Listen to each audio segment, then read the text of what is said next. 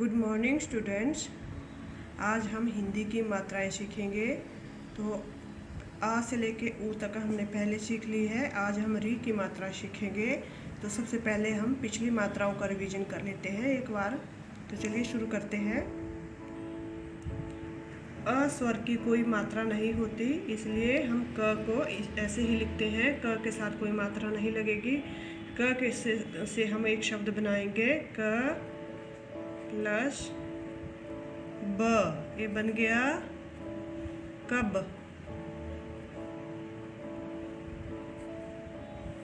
आगे है आ की मात्रा।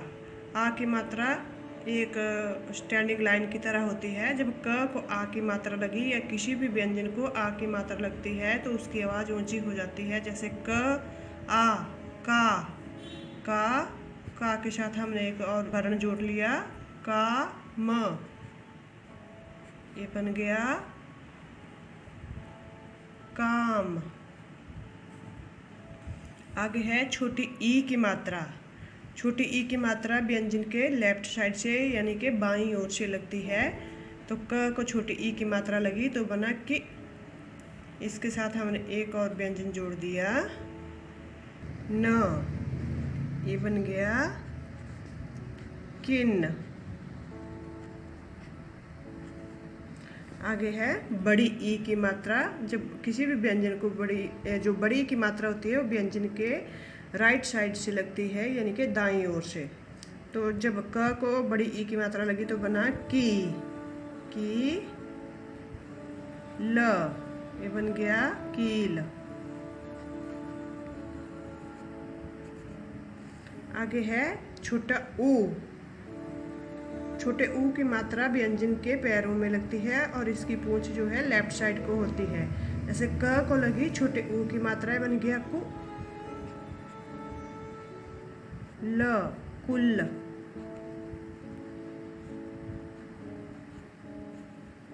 आगे है बड़ा ऊ।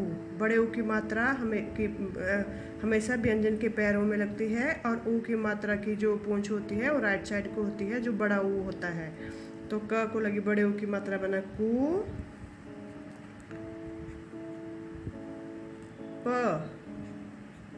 ये बन गया कूप।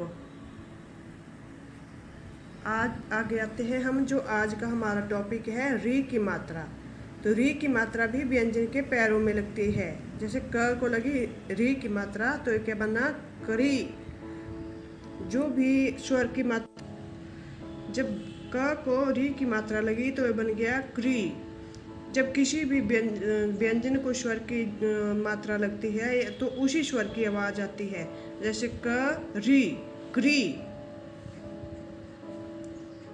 त, कृत।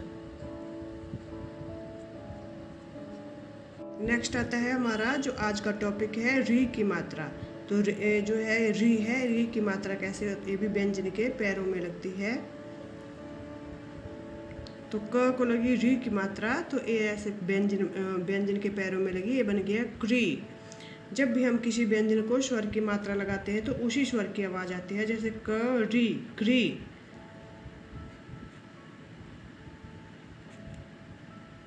कृत, कृत।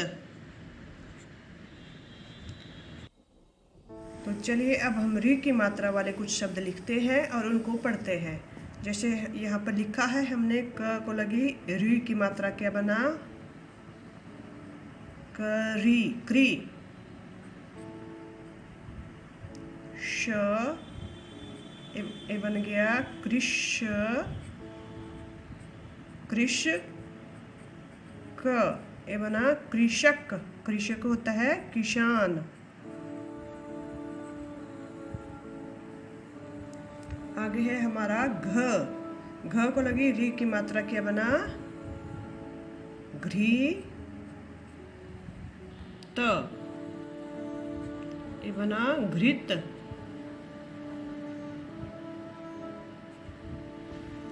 नेक्स्ट है न को लगी री की मात्रा क्या बना नृ, नृ, प, नृप। नृप होता है राजा। आगे है व को लगी री की मात्रा तो क्या बना व्री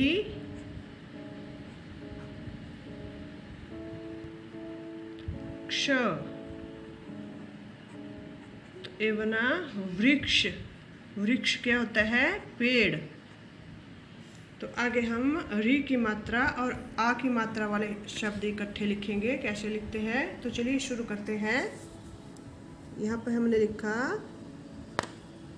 क री की मात्रा, ये क्या बना क्री। प आ की मात्रा तो क्या बना ये बना कृपा।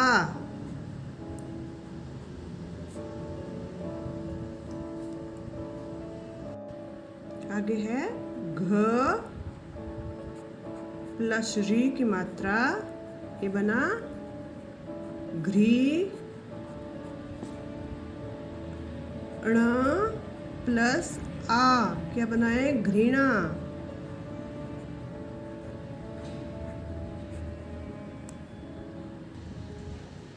आगे आता है त री की मात्रा, ये बना त्रि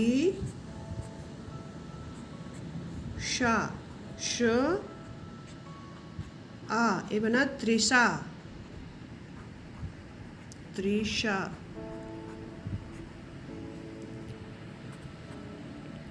नेक्स्ट आता है प री की मात्रा, ये बना प्री।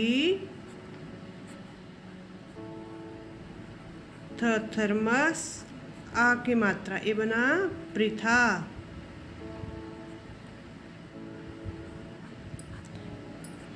एक बात और ध्यान रखना बच्चों कि थ के ऊपर कभी भी लाइन नहीं लगती, इसके ऊपर से खुला रहता है। आगे है वृथा। आगे आता है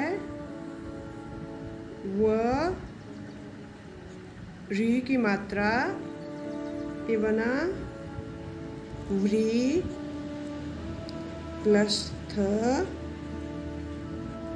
आ की मात्रा, ये बना वृथा। वृथा वृथा।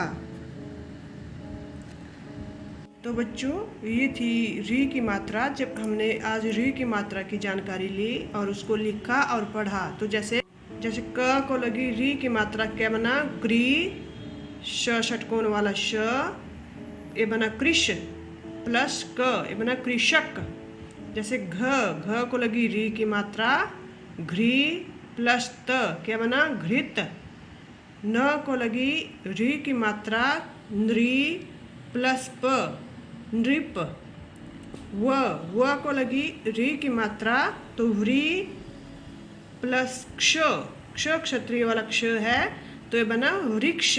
और एक बात यहाँ ध्यान रखना बच्चों कि जो री की मात्रा होती है वो व्यंजन के पैरों में लगती है। तो ये थी री की मात्रा के बारे में आज की जो वीडियो है। तो आपने खुद भी प्रैक्टिस करनी है री की मात्रा पढ़ने की।